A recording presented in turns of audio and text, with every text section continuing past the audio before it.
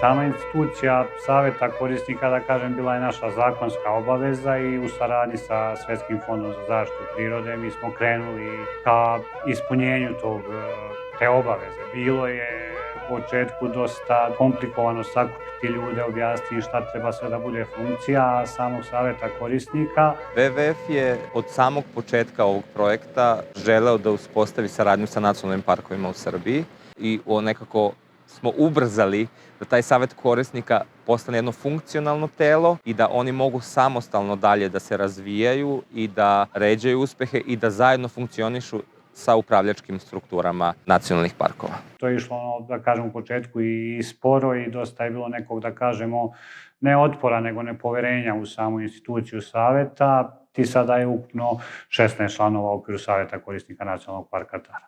Uključivanje stanovništva je jako bitno ne samo za ovaj segment, nego generalno za čitavu problematiku zaštite prirode iz razloga što ljudi koji žive u toj prirodi, u okolini, na granici nekih zaštićenih područja, su u konstantnom kontaktu sa tom prirodom i oni nekako mnogo više uviđaju problematiku od samih upravljača zaštićenim područjima, dok je lokalno stanovništvo na terenu i oni imaju mnogo više informacija, iako se to ne čini tako.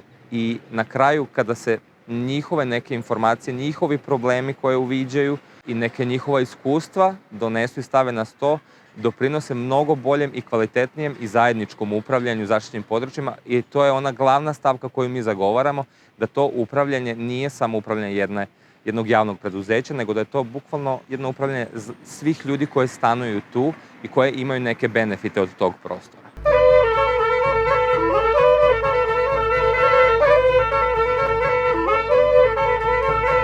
U savet su uključeni predstavnici svih institucija, lokalno stanovništvo, mesne zajednice, udruženja, nevladine organizacije, tako da mislim da je sastav dobar. Sad, što se tiče odazivanja te sastanke, tu imamo povremeno manje više ljudi, ali svi dostavljaju neke predloge. Imamo situaciju da probaju neke mesne zajednice ili nešto što je njima bitno, iznese se na savetu korisnika da predstavnici, na primjer, opštinske uprave ili nekih drugih preduzeća koji su tu nisu imali u vidu da je to problem i onda počnemo da iznalazimo rešenje. Savet korisnika broji određen broj članova, s tim što to ne znači da tim sastancima ne može da prisustvuje neko ko nije član saveta korisnika ili, na primjer, sad, ne znam, ajde da kažemo, interesna grupa turističke privrede, oni mogu da se sastanu, da kažem, na nekom širem nivou, pa da njihov predstavnik iznese te, da kažemo, njihove stavove dalje ka savetu. Pa čini mi se da iz svake sednice saveta imamo promenu, rekao bi, na bolje. Na početku je to možda i dosta nepoznanica, na neki način. Ljudi nisu bili ni sigurni kako će to funkcionisati. Imali smo situacije da se osnivaju razna tela, da počnu da rade pa da to brzo nema efekta i onda možda je bilo, da kažemo, i dileme da li će to biti uspešno i možda malo bojažljivo. Moram reći da smo imali i dobru saradnju od nacionalnog parka i nekako ta povratna veza prema nama bila je dobra, da su se prihvatale ideje da je ono sve što je moglo da se realizuje ulazilo u plan i program.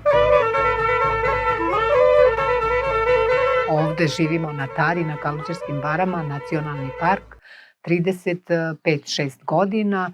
Bavimo se stočarstvom i poljoprivredom, muž i ja, a deca nam pripomažu. Ja predstavljam stočarstvo i poljoprivredu. I lepo je što je nacionalni park oformio taj savet korisnika i ima nas puno tu, ne znam koliko nas ima učesnika, možda 20-ak, iz raznih oblasti i fino je da se čuje svak svoju oblast predstavlja i znači zastupa kao pojedinac te druge ljude. Dala sam predlog da, recimo, ako smo omogućili ljudima da bacaju smeće, da plaćaju 530 dinara mesečno, moraju da imaju uslove da mu ne bude kontejner 5 km udaljen. Dela govore o svima nama, znači džaba prazna priča. Ja to tako gledam. Znači ima puno ideja i predloga, ali samo da se to realizuje. Uglavnom su inicijative bile što se tiče projekata uređenja pojedinih lokacija, atraktivnih lokacija, zatim inicijative su bile da se planiraju sredstva na izradi planske dokumentacije, ono što je neki moj deo, to je urbanistička razrada tih pojedinih lokaliteta, vidikovaca, vikend naselja, što je do sada Nacionalni park i podržavao i prati, evo, i u planu za sledeću godinu u nekim našim inicijativama također stoji predlog za izradu urbanističkih planova. Saradnja s nacionalnim parkom je krenula davno, praktično kad smo osnovali klub, obzirom da većinu naših aktivnosti mi sprovodimo u samom nacionalnom parku. Intenzivirana je 2015. godine, da kažem, kada smo izmarkirali 290 km pešačkih planinarskih staza na teritoriji nacionalnog parka Tara. U međuvremenu je došlo do formiranja saveta korisnika, pa tako sad imamo još jedan način i još jedan instrument kroz koji možemo da sarađujemo i ostvarujemo zajedničke ciljeve. Planinari zapravo se bave tom markacijom, za šta su i licencirani, a da nacionalni park fizički održava staze, znači da se bavi prokresom, tehničkim radovima na stazama i tako dalje. To je model koji smo usvojili za početak, u narednoj godini ćemo praktično videti kako to funkcioniše i da li ima potrebe da se dalje interveniše, odnosno da se taj model dalje dorađuje i da se menja. Pa smo tako pokrenuli inicijativu da se odredi, da kažem, upravljač za stećke koje se nalaze na UNESCO listi zaštićene kulturne baštine. Između ostalo na jednom od prethodnih sastanaka, iako to možda nije u stvari i nije tema nacionalnog parka ni saveta korisnika, ali je problem s kojim se susreće lokalno stanovništvo, ali i turisti i tako dalje. Mi smo pokrenuli ispred saveta korisnika prema opštinskom veću inicijativu za otvaranje ambulanti na Kaluđerskim barama i na Mitrovcu. Opštinsko veće Bajine Bašte to prihvatilo, onda je sa tom inicijativom krenulo prema Ministarstvu zdravlja.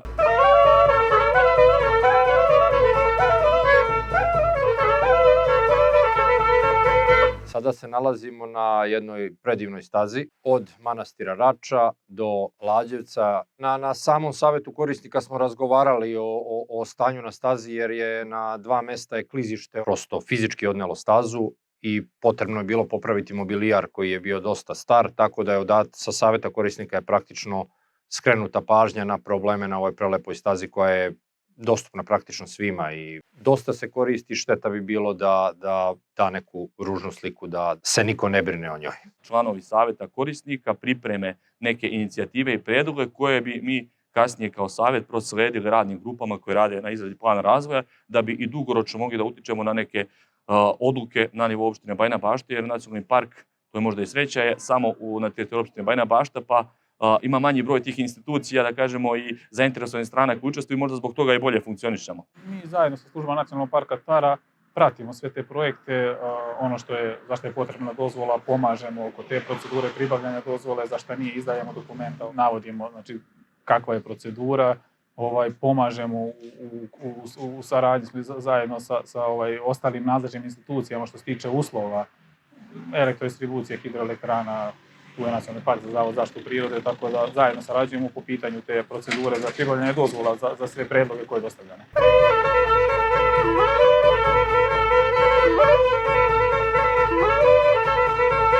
Inicijativa koju bi izneli pred Nacionalni park kao naše predloge za program poslovanja u 2023. godini i sad smo dobili povratnu informaciju od Nacionalnog parka i možemo reći da je najveći deo toga usvojen. Dosta toga su infrastrukturni projekti od uređenja vidikovaca, pešačkih staza, uređenja prostora oko rečice Vrela, postavljanja mobilijara i tako dalje, ali imamo i neke, da kažemo, teme koje su vezane, na primjer, za poboljšanje socijalnog statusa lokalnog stanovništva. Jedna super stvar koja se dogodila prošle godine je da su saveti korisnika prepoznati kao jedan zvaničan mehanizam i u ostalim zaštićenim područjima na teritoriji naše Republike.